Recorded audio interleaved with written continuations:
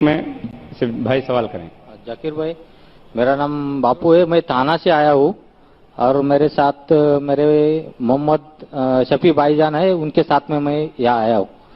मेरा सवाल ये है कि चमत्कार और पुनर्जन्म, जैसे साईं बाबा सबको बोलते थे कि सबका मालिक एक है और उनकी अभी बहुत बड़ी मूर्ति बनती है और उसके बाद अभी उनकी कहीं इंग्लैंड भी उनका कोई पादुका जाती है और उनके बाद अभी एक शख्स भी बीच में था कि जो अभी गुजर गया, वो बोलता था कि मैं साईं का दूसरा अवतार हूँ।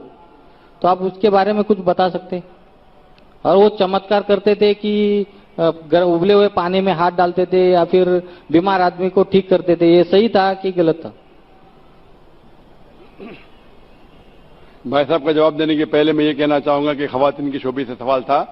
मैं खवातीन को ये कहना चाहता हूं कि इस्लामिक रिसर्च फाउंडेशन की लेडीज विंग भी है और आपको जान के खुशी होगा कि हमारे इस्लामिक रिसर्च फाउंडेशन में 30 से ज्यादा मुकर्रिरीन हैं, 30 से ज्यादा खवातीन हैं जो माशाअल्लाह तकरीर करते हैं और हमारे पास कई प्रोग्राम है खवातीन के लिए खुसूसन।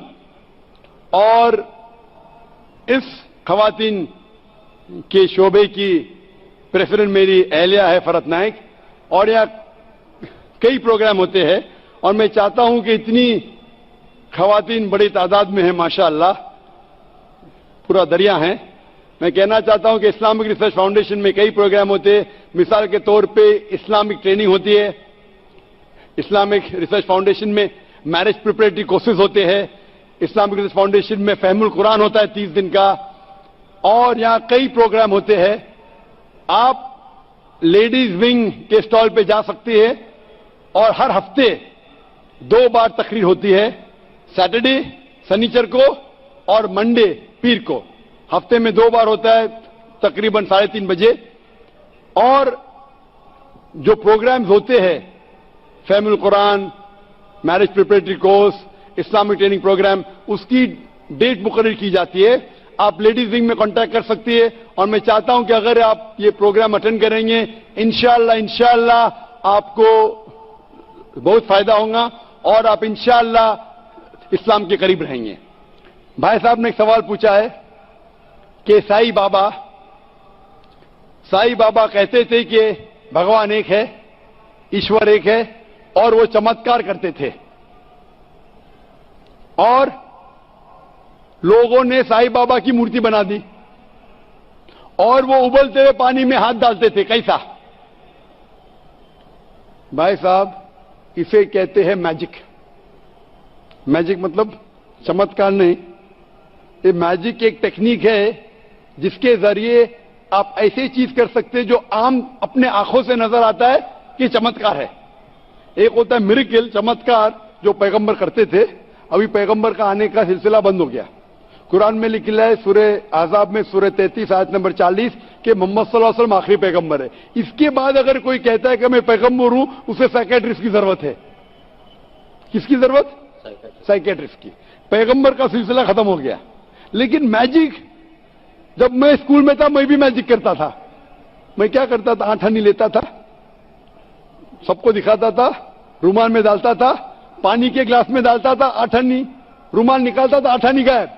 लोग समझते थे मैं चमत्कार हूं। इसे कहते हाथ की सफाई। हाथ की सफाई आसान है।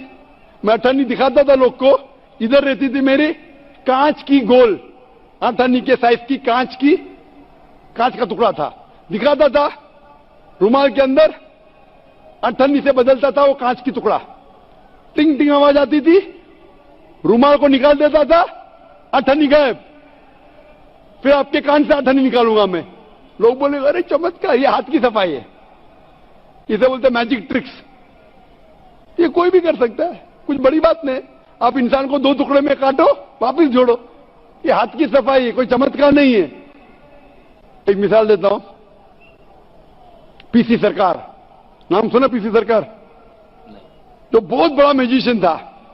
वो साईं बाबा के पास गए। साईं बाबा क्या करते थे? चमचे को तोड़ते थे। उनने चमचे को सीधा कर दिया। साईं बाबा निकालते थे विभूति, वो निकाले कबूतर। ये हाथ की सफाई है। कबूतर निकालना हाथ में से बहुत आसान है। ये आम तौर पे, क्योंकि आपके आंख देख नहीं सकते हाथ कितना फास्ट मूव होता है, हमें लगता है उबलते पानी में हाथ डालना। हमने साइंस में सीखा कि आप सल्फर या कुछ डालेंगे, एक केमिकल डालेंगे, आई थिंक सल्फर है, मैं बराबर से याद नहीं मुझे, तो पानी उबलता ऐसा लगता है, हाथ डालेंगे ठंडा रहता है, दिखता है। आप भी हाथ डालो, आपका भी हाथ नहीं जलेगा। ये सब हाथ की सफाई है। तो हाथ की सफाई से आदमी पैगंबर नहीं बनता है। और मूर्ति बनाना गलत है। साईं बाबा की मूर्ति बनाना है ईसा अलैहिस्सलाम की। ईसा अलैहिस्सलाम अल्लाह के पैगंबर थे, उनने कहा मूर्ति पूजा गलत है, फिर भी ईसाई लोग मूर्ति बनाते। तो ईसा अलैहिस्सलाम की गलती नहीं, वो ईसाई लोग की गलती है।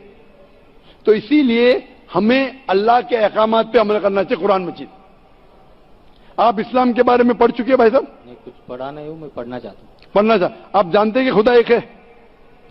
आप मानते हैं कि खुदा एक है? हाँ, एक तो है। आप मानते हैं? हाँ। आप मानते हैं कि बुत परस्ती मूर्ति पूजा गलत है? हाँ, मूर्ति पूजा गलत। आप मानते हैं ना? आप मानते हैं मोहम्मद सल्लल्लाहु अलैहि वसल्लम पैगंबर है? वो मैं जानता ना हूँ, इसके लिए मैं पढ़ना चाहता हूँ। तो आप इंशाअल्लाह कुरान मजीद का तर्जुमा लीजिए। हाँ। कुरान मजीद के तर्जुमे से आपको माशाअल्लाह हिदायत मिलेंगी।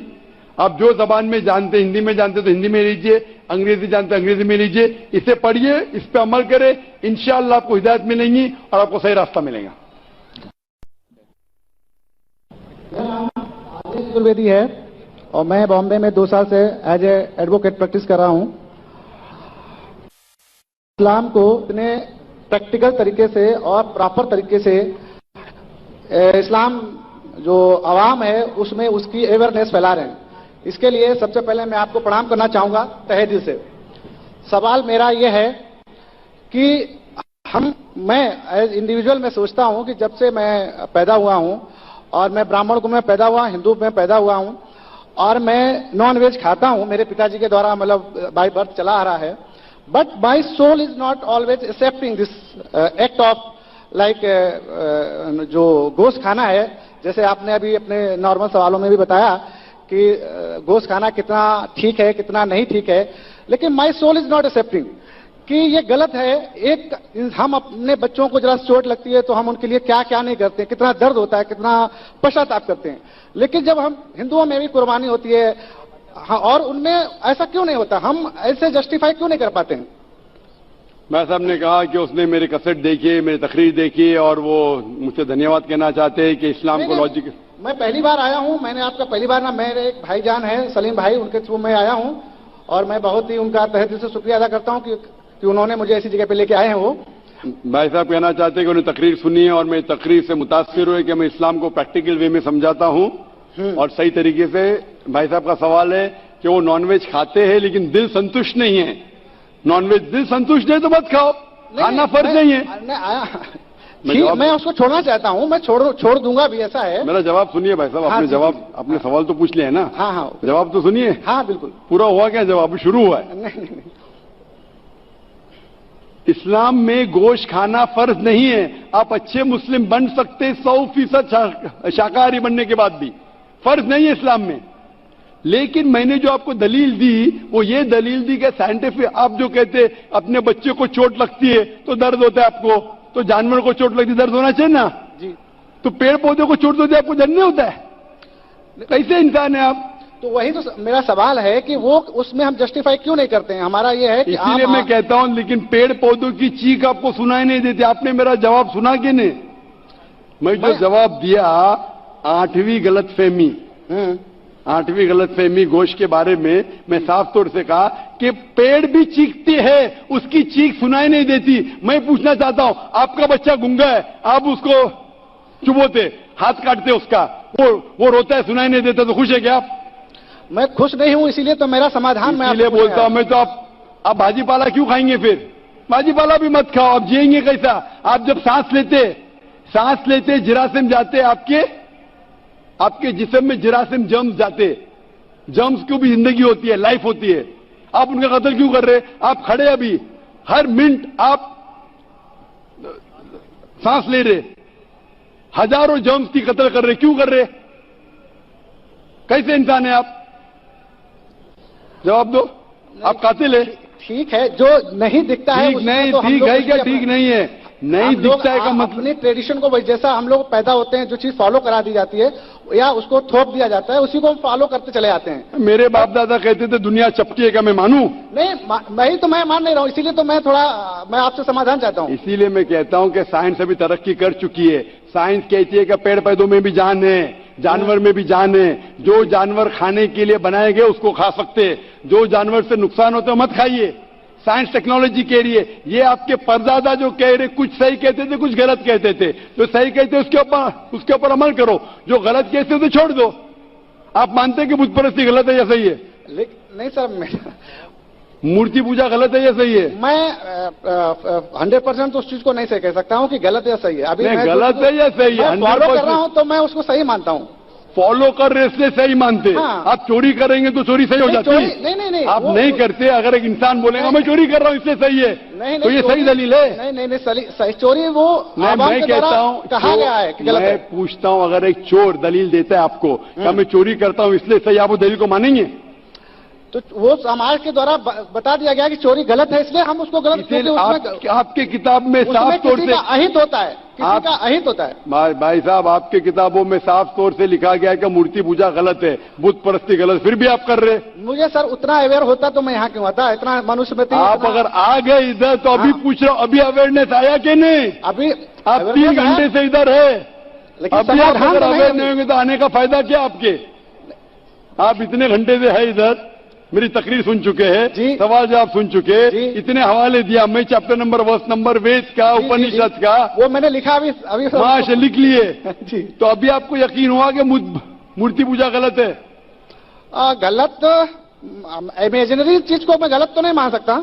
आप घर पे जाके तहकीक कीजिए भाई साहब, घर पे जाके तहकीक कीजिए जी, और तर्जुमा पढ़िए वेद का जी, आपके उपनिषद का, और मैं कहूंगा कुरान मजीद का तर्जुमा भी पढ़िए। जी, तर्जुमे के जरिए इंशाल्लाह हिदायत पाएंगे। जी, जरूर। Hope that answers the question.